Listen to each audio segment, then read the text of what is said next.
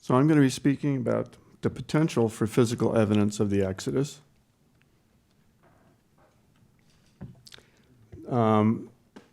Previously, a leading and influential Egyptologist, Jan Assmann, at our first conference, and then subsequently, suggested that the Exodus, 10 plagues, and the parting of the Red Sea were, quote, reflecting real, potentially still verifiable catastrophes such as volcanic eruptions, earthquakes, tsunamis, and, quote, devastating epidemics, thus real, quote, dramatic experiences.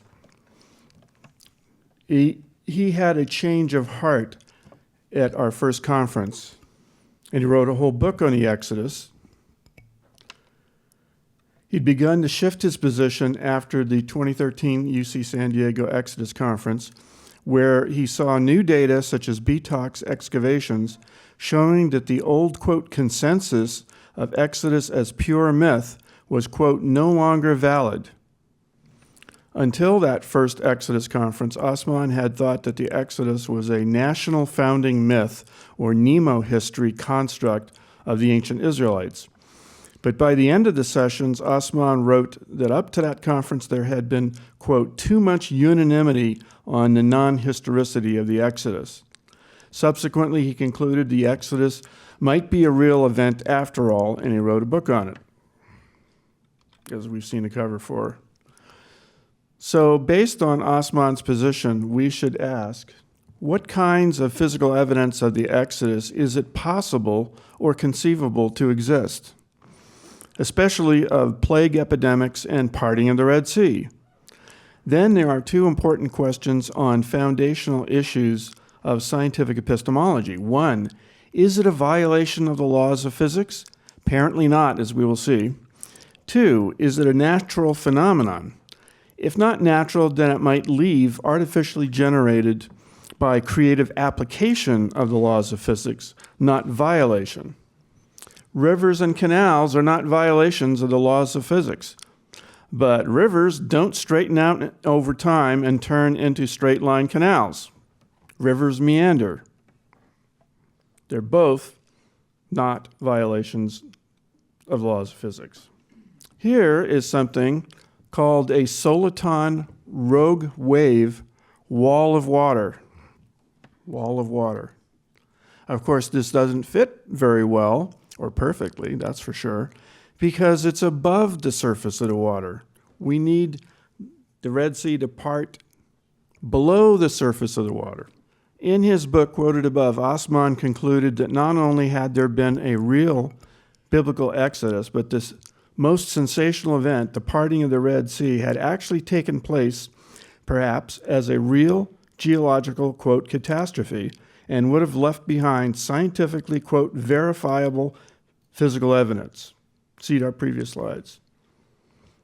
Hence the title of my paper today on this, and on really this new conference as a whole, is on evaluating the potential for physical evidence of the Exodus, and even computer modeling of it, as we saw with Neil's paper just before mine.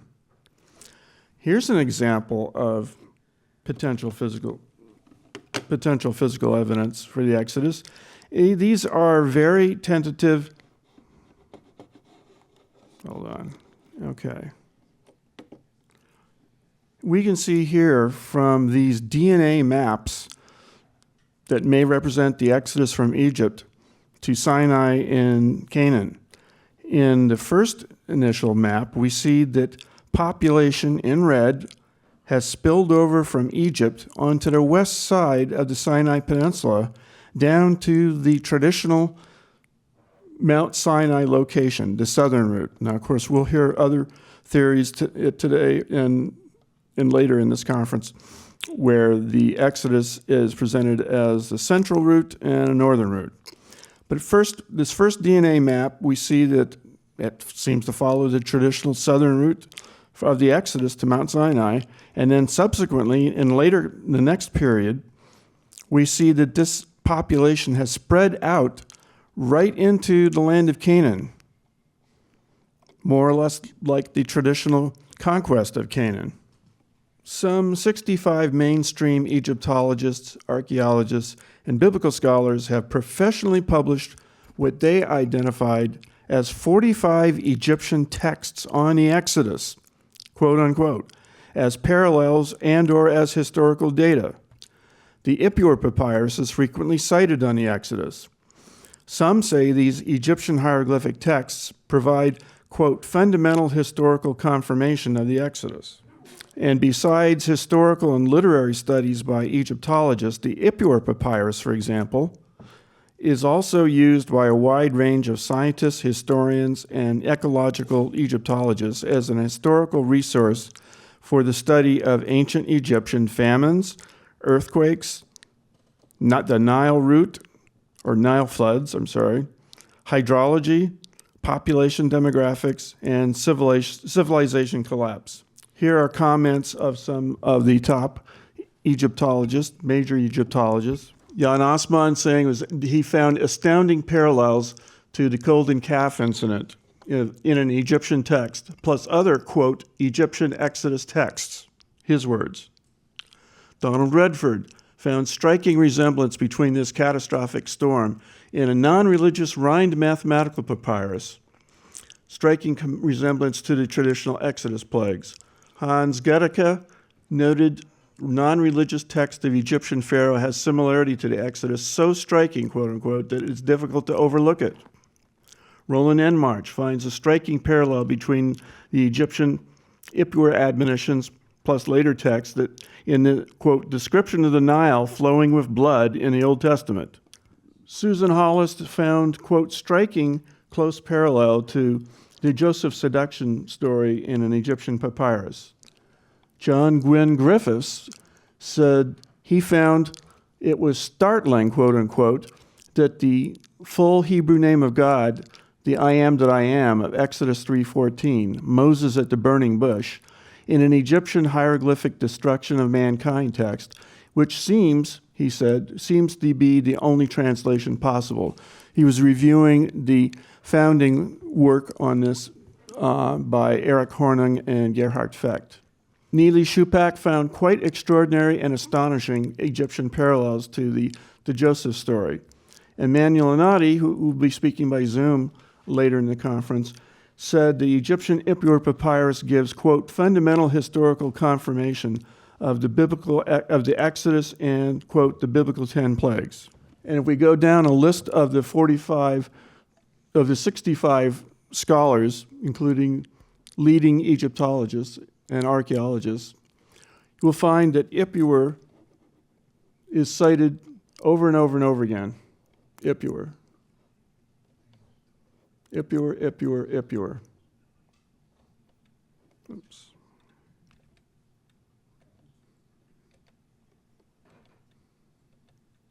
Here's a comment on extraordinary, astounding, striking Egyptian parallels with Joseph's story, which of course leads into the Exodus.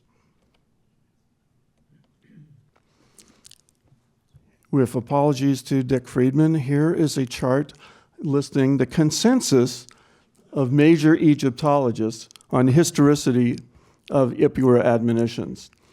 Reality that is beyond doubt of a real revolution which cannot be ascribed to the imagination. The trustworthiness of the depiction of Egypt is indisputable, influenced by the memory of historical events. Ipuwer could have been an eyewitness to the famine that he had or had firsthand information on. It's a historical recollection, authentic, real events. No doubt that these relate to fact. Witness the events. Eyewitness testimony based on real events. Testimony in a first-person narrative. Eyewitness, witness the events. Spectator whose eye beheld calamities, witness daily. It's not even a question of language translation. All Egyptologists agree on the Nile is blood translation in the Ipuwer papyrus. No known dissenters in Egyptology. Rivers, blood, rivers, blood, rivers, blood.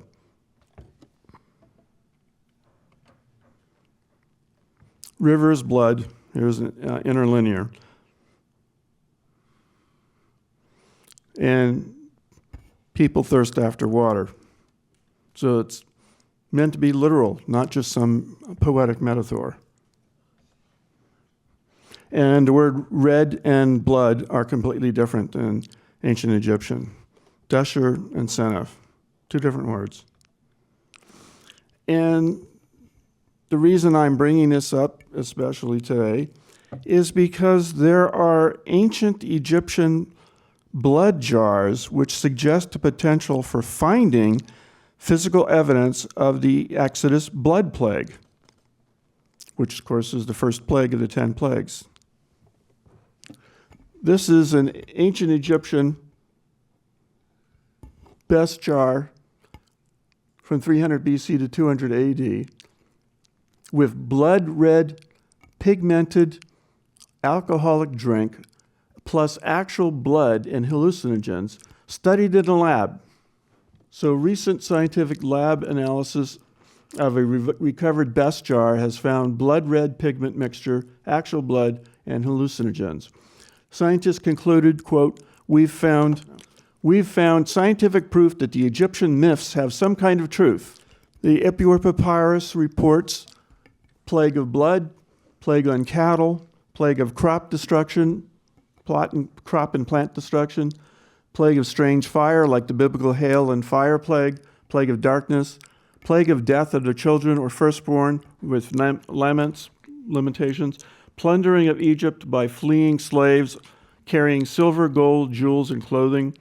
The tent-dwelling people, let's say they're equal to slaves, flee from the eastern Nile Delta, which is the biblical land of Goshen, to the eastern desert, and even the pharaoh and soldiers drown in an onrush of water, quote unquote. Pharaoh's body is missing and unable to be buried because it is floating in the water like the drowned one, says Ipuwer. A surprise onrush of water struck and the body had to be, quote, dragged with nets. Now, the water had to be dragged with nets to try to find the body, apparently unsuccessfully. The drowned one strongly suggests the underworld books of ancient Egypt with color images of drowned soldiers after a splitting of a quote, fiery red sea, Yam Neseret, into two walls of water. So these are ancient Egyptian color drawings, paintings of the parting of the Red Sea, where you can see vertical walls of water. And then 5 hours later, because the Egyptians timed it, this first scene was timed at hour 5 on the night of all this catastrophic events. In other words, 11 p.m. And then 5 hours later, at hour 10, 4 a.m., the waters have converged, and we see the bodies of soldiers drowned in it. And these are different representations by the Egyptians over the years. There are no women. There are no pieces of boats. There are no children. These are military men. And in translation, we'll see, demonstrates that. Let's see if this will play now. This is a video from a National Geographic broadcast documentary showing Egyptian evidence of the Exodus.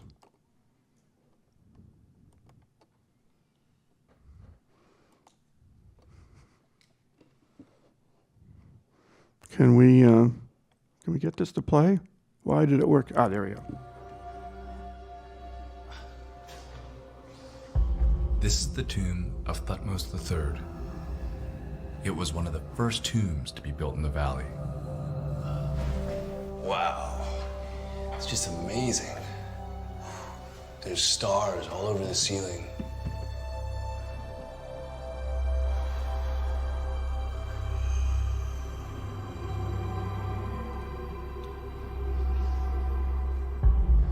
This is what I came to see.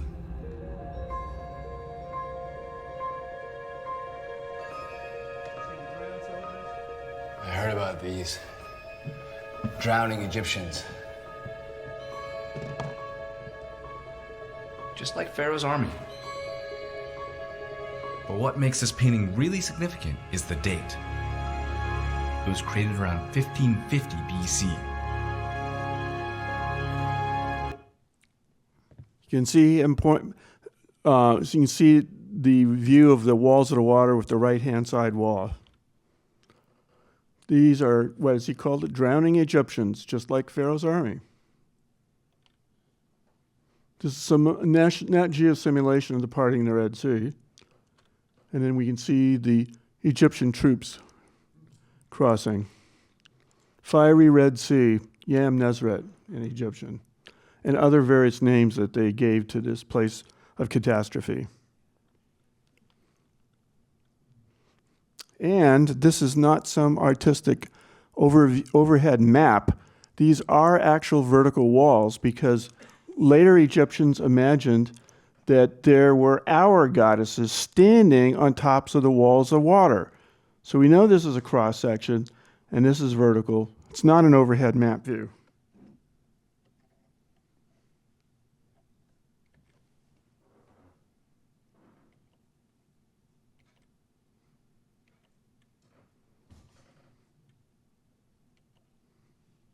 You can even develop a phase sequence of how the parting of the Red Sea developed, and the walls widened before they maybe narrowed and then collapsed.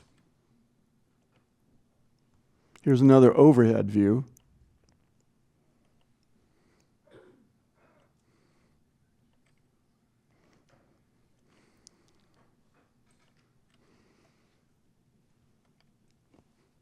As Hornung translated, these are drowned in the ocean, not river, Idaru, not lake, Shia.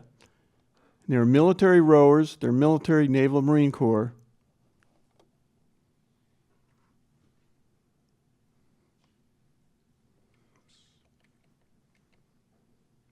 And then when the water started collapsing, they collapsed at the top, then downwards. Notice these boats are falling into the gap that's now collapsing. Here's my crude drawings of this collapse. Here is an interesting comparison of the ancient Egyptian water wall collapse with the Japan tsunami of 2011. Similar, but not the same phenomenon. Note the sloped wall of water.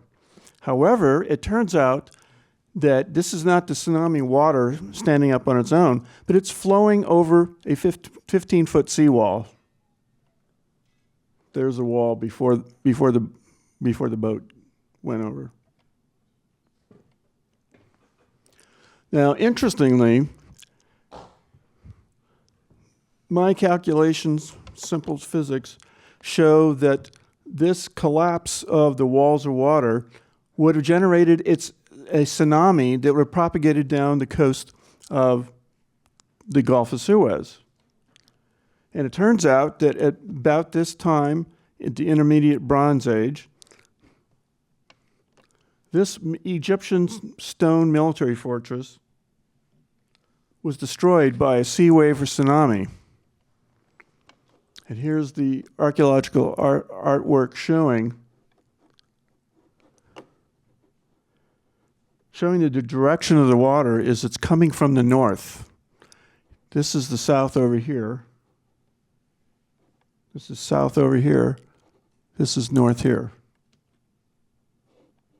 Coming down the coast. Now, the ancient Egyptians in the wall drawings of the walls of water also showed what they thought were connected to a zigzag canal, as Hornung called it. And this zigzag canal matches segment by segment with each segment of the Wadi Tumilat from the biblical land of Goshen down to the Bay of Suez. Here's the stone fortress that was destroyed. there were 495 diagnostic sherds to the Intermediate Bronze, end of Dynasty 6, end of Old Kingdom. Now, here's my diagram of the volume of water based only on Egyptian data, and therefore when it fell, we can calculate that it had the energy of 100 trillion joules, which is comparable with the Indonesian tsunami of 2004 and the Japan tsunami of 2011. Now, an interesting discovery called solitons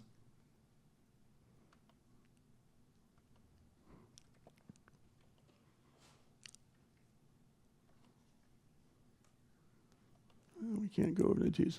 It turns out that a bow wave in front of a ship can take off on its own.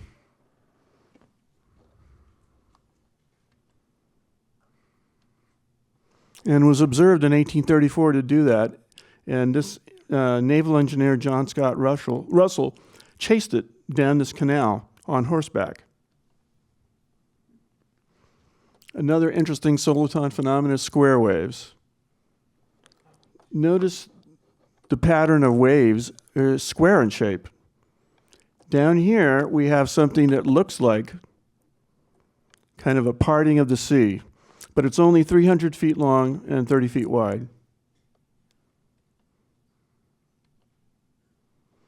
Here is an inverted, now the computer calculations show you can have an inverted soliton rogue wave that makes a trough.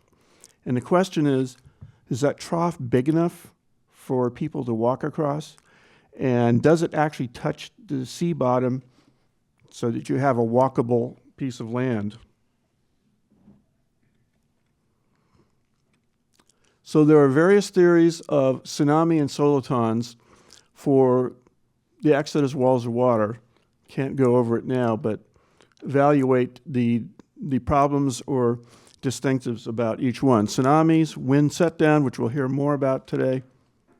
Classic soliton, inverted rogue hole trough soliton, soliton compacton, soliton oscillon, and square wave soliton checkboard.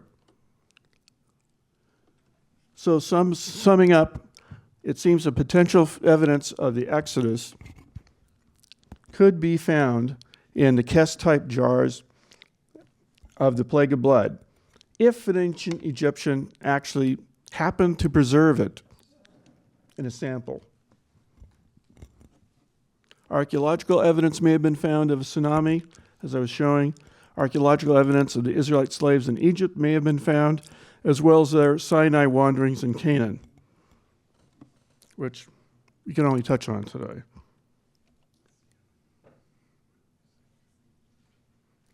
Until the solitons, no one had an idea that it was even conceivable for a water wave to have a parting.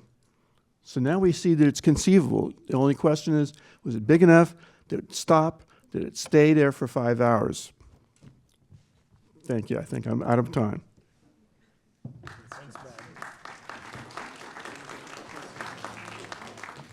The last comment I made was that anybody here presenting, I can't use the word theories, presenting things should relate it to the sources in the Torah. Now, you didn't do that with any of it. I'll ask you for, just do one. Do it with the water dividing thing. And to make it interesting, I'll bet you $1,000 you can't do it. Do what? Relate what you just did to the sources in the Torah to make it make any sense and be believable. Be serious, that we should take it seriously. Can you do it? I think we can do it. Good, 5,000. Can't do it on the spot. Is it me? Okay. Can I? Yes. Okay, you. Caterina Moro from Rome. Yes, And, hi, Caterina. As you can hear. And it's very interesting what you are saying, especially the part when you're saying that there are many parallels between Egyptian text and biblical text. But this is a question of literature, not of history, because we know that Egyptians and Hebrews were strictly related in a vast period of time, even in relatively recent times. But what I want to ask you from you, I have thousands of questions, but the principle is you are dating Exodus in the end of the ancient kingdom. So because Ipuwer can be a witness, a high witness of the thing is writing, but is something that is related to the first intermediate period. Are you dating the Exodus in this period? Yes, I'm finding the evidence seems to point to the intermediate Bronze Age, which is the intermediate stage between the early Bronze and the Middle Bronze. No. Okay. We have one of the pioneers of dating the Exodus to that time period, Emmanuel Nadi, will be speaking by Zoom later in this conference. But this is incompatible with the chronology of the Bible. The Bible, if we put in relationship the chronology with a real date, like the destruction of the temple by the Babylonians, we have a 16th century BCE more or less time for the Exodus, or if we don't relate the biblical chronologies to the absolute chronology, the datation date more late, something like the.